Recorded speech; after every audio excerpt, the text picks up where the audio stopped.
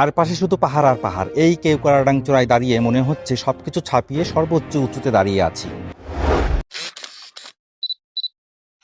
একসময় কেওক্রাডাংকে বাংলাদেশের highest pick বলা হলেও পরবর্তীতে আধুনিক জরিপে দেখা যায় এটি উচ্চতার দিক থেকে 3rd পজিশন। তবুও এর ন্যাচারাল ভিউ খালি চোখে যা দেখছি সত্যি তুলনাহীন, মানে একদম স্বতন্ত্র সৌন্দর্য।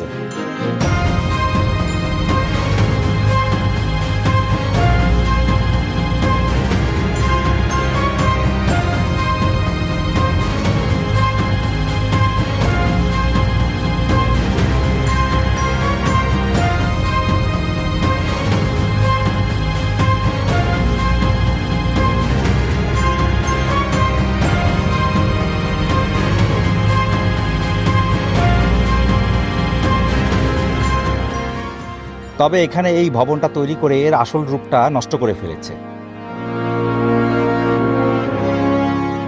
তবুও যা দেখতে পাচ্ছি যতদূর চোখ যায় একটার পর একটা পাহাড়ি ঢেউ, যেন সবুজের সমুদ্রে ঢেউ খেলছে।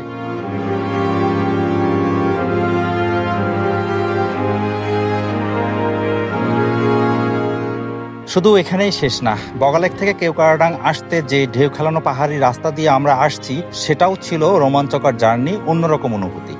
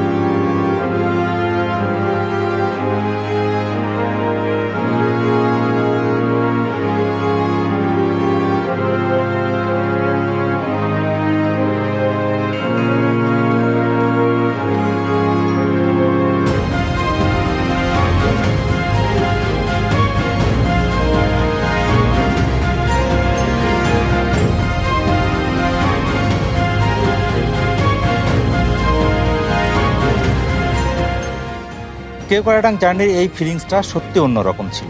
আর পুরো জার্নিটা হিসাব করলে এর অভিজ্ঞতা একটা গল্পের মতো। আজ খুব সকালে বান্দরবন শহর থেকে রওনা দিয়ে ওয়াই জংশন এসে আর্মি চেকপোস্টে আমাদের প্রত্যেকের এনআইডি কার্ডের কপি জমা দিয়ে রুমা রোডে এন্ট্রি নিয়ে চলে আসি রুমা আনসার চেকপোস্টে।